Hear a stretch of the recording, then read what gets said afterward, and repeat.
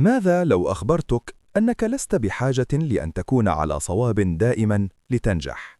نحن نعتقد أن النجاح في المال يعتمد على اتخاذ قرارات صحيحة طوال الوقت، لكن الحقيقة مختلفة.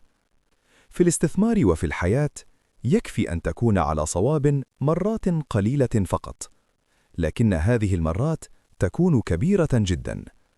شركات مثل آبل، أمازون لم تنجح لأن كل قراراتها كانت صحيحة، بل لأن نجاحاً واحداً ضخماً كان كافياً لتعويض كل الأخطاء. هذا يعني أنك قد تخطئ كثيراً وتخسر أحياناً، ومع ذلك تنجح في النهاية. السر ليس في عدد المرات التي تفوز فيها، بل في حجم الفوز عندما يحدث.